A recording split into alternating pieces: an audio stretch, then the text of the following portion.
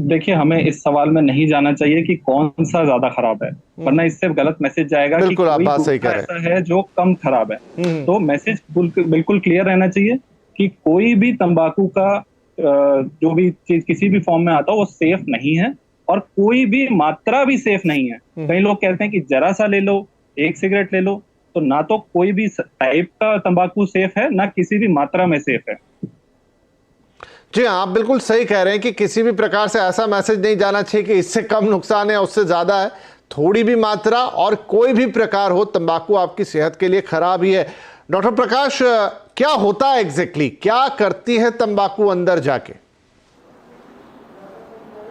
Sir basically तंबाकू में ऐसे कई सारे केमिकल रसायन होते हैं जो शरीर के अंदर जाके म्यूटेशंस यानी कि बदलाव पैदा कर सकते हैं हमारे जीन्स में, जिसके कारण से कैंसर की उत्पत्ति हो सकती है। इसके अलावा भी तंबाकू जो है अगर वो स्मोकिंग के फॉर्म में है तो बाकी बीमारियां जैसे कि लंग की बीमारियां और हार्ट की बीमारियां करने की क्षमता रखता है, जो कि धीरे धीरे बदलाव ला के शरीर के अंदर उसकी कैपेसिटी को ख़राब करके करता है। जी जी। डॉक्टर गोयल, आप एक तंबाकू जैसे मैंने कहा, ऐसा तो नहीं होता है कि सेवन अब किसी ने शुरू किया और तुरंत ही उसको कोई प्रॉब्लम हो गई। ओवर द ईयर्स हम देखते हैं कुछ लोगों में, हम देखते हैं कि वो जीवन भर उन्होंने उपयोग किया लेकिन कुछ नहीं हुआ, लेकिन कुछ लोगों में हम देखते हैं कि उन्होंने जितना भी समय उपयोग किया तो कैंसर और तमाम दूसरे तरह के रोग उनको हो गए। ये क्या होता है अंदर? कुछ लोगों के लिए तो खराब नहीं, लेकिन कुछ लोगों के लिए जानलेवा, ऐसा क्यों? ये होता ऐसा है कि हर व्यक्ति की बॉडी अलग तरीके से बनी है। हम हर बॉडी, हर पेशेंट का, जो भी हम जितने भी हम लोग हैं, हमारा एक जेनेटिक मेकअप है, हमारा डीएनए सबका थोड़ा थोड़ा सा डिफरेंट है। So some patients are already prone to develop some kind of cancer or some kind of diseases. उसके अलावा आप जिस तरह का आप डाइट ले रहे हैं, आपका पॉल्यूशन वाले एरिया में आप रह रहे हैं, तो बहुत सारे फैक्टर होते हैं जो मिला के कैंसर या सीओपीडी या हार्ट डिजीज या कोई भी इस तरीके की बीमारी करते हैं। सो टोबैको, अगर एक डेफिनेट एक पर्सन है जो कि अपनी पूरी जिंदगी टोबैको खाता रहा, पर हो सकता है कि उसकी बाकी की सारी चीजें ठीक थी तो उसको कैंसर नहीं होगा। लेकिन एक हो सकता है कि किसी इंसान ने बाकी की सारी चीजें खराब थी, डाइटिंग ठीक नहीं थी, फिजिकल एक्टिविटी नहीं थी, या फिर पॉल्यूशन वाले एरिया में रहता था, उसके ऊपर अगर एडेड थोड़ा सा भी टोबैको आ गया, या जेनेटिक प्रीडिस्पोजिशन ही था कैंसर के लिए, या कुछ वायरस के इन्फेक्शंस होते हैं अगर वो थे, उसके ऊपर अगर थोड़ा भी टोबैको ऐड हो गया तो फिर वो कैंसर या वो डेवलप हो जाएगा। अब there is no definite way to ascertain which patient has the genetic makeup for cancer और which patient does not have. तो इसलिए हम ऐसा कभी नहीं बता सकते कि आपके लिए सेफ है, आपके लिए नहीं सेफ है। ये हर पेशेंट के लिए, हर इंसान के लिए अनसेफ ही है, इसलिए टोबैको को नहीं लेना चाहिए। तो डॉक्टर गोयल, इन दिनों जैसा आपने कहा कि दूसरे ढेर सारे कारण, हम तो यूं भी देख रहे हैं कि कैंसर धीरे धीरे नंबर 2 पोजीशन पर आ गया है जान लेने वाली लिस्ट में। बहुत कॉमन हो चला है। पहले तो सिर्फ हम फिल्मों में, किस्से कहानियों में पढ़ते थे लोगों को कैंसर, लेकिन अब तो हर दूसरे व्यक्ति के मुंह से पता लग जाता है कि फला आदमी को कैंसर निकला, इस रिश्तेदार को या घर में ही। तो अगर कैंसर के मामले इतनी तेजी से बढ़ रहे हैं, उनके जो भी रीजन हो, तो आप क्या हम इसका ये रेफरेंस निकाल सकते हैं कि जब इन जनरल कैंसर का खतरा इतना बढ़ गया है, ऊपर से वो चीजें जो कैंसर की कारक मानी जाती है, सिगरेट, तंबाकू, अगर वो थोड़ी बहुत भी ऐड होती हैं तो चांसेस कई गुना बढ़ जाएंगे? Definitely absolutely right, you are absolutely right. Because already हमारे पास जो डेटा है उसमें ऐसा देखते हैं कि जितने भी कैंसर पेशेंट हमारे पास आते हैं उनमें से अप्रोक्सीमेटली 1/3 वो वाले कैंसर हैं जो कि डायरेक्टली और इनडायरेक्टली टोबैको की वजह से होते हैं। अप्रोक्सीमेटली 2/3 केसेस तो उस तरीके के होंगे जिनका टोबैको से लेना देना नहीं है, लेकिन 1/3 केसेस वो वाले होंगे जो टोबैको की ही वजह से ही होते हैं।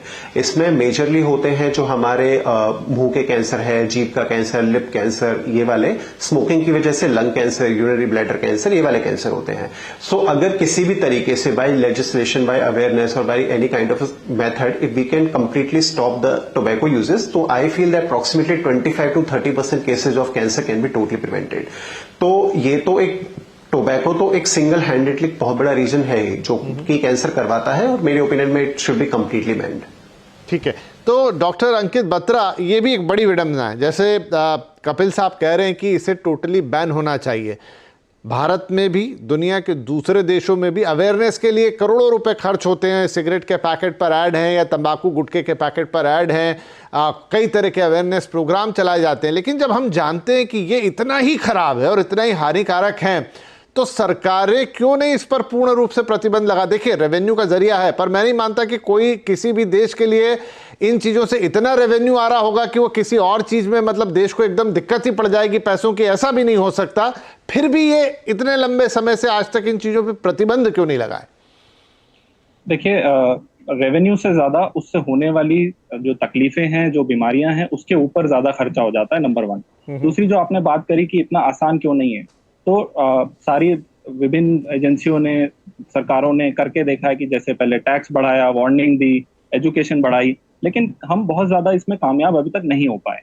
हमें और ज्यादा चीजें कुछ करनी है। तो इस बार जो WHO ने थीम रखी है कि भाई, जो वो थीम है वो यही है कि जो लोग तंबाकू उगा रहे हैं, जो जिसकी रोजी रोटी इस पे निर्भर है कि भाई तंबाकू उत्पाद पे, तो उनको सबसे पहले हम स्टेबलाइज करें और उनकी रोजी रोटी किसी और चीज में लगाएं।